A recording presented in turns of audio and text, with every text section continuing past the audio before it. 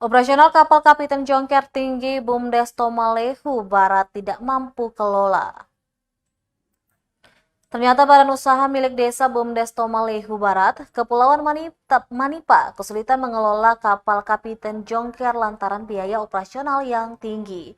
Demikian diutarakan Sekretaris Daerah Sekda SBB Alvin Tuasun di ruangannya Kamis 3 November 2022.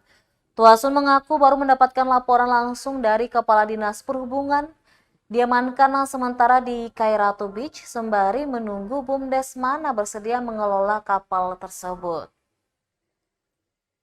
Ia menerangkan jenis dan merek mesinnya dipandang merogoh kocek besar.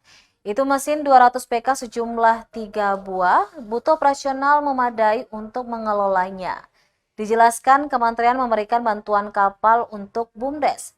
Jadi Pemda tidak serta-merta mengasih ke orang lain, seyogianya disortir dulu mana yang berkenan.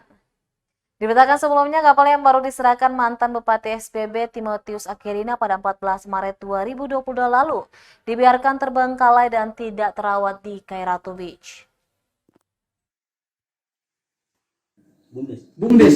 BUMDes di sana. Beta baru dapat laporan dari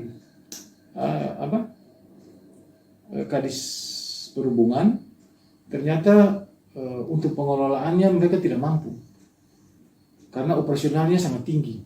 Memang betul kalau kita melihat mesinnya saja, kalau dia ada mesin berapa tuh? Ada dua buah ke tiga buah dengan kondisi besar begitu, 200 PK, 600 PK satu kali jalan saja operasional kan cukup besar tuh. Jadi memang informasi bahwa mereka tidak mampu. Nah sehingga kita sementara ini untuk harus ditarik untuk sementara dulu untuk harus dihibahkan ke BUMDes yang mana, karena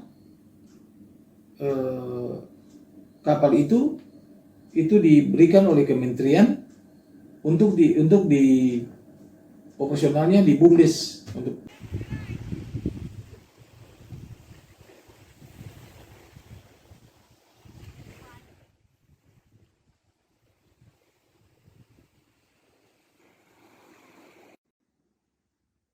Terima kasih sudah nonton.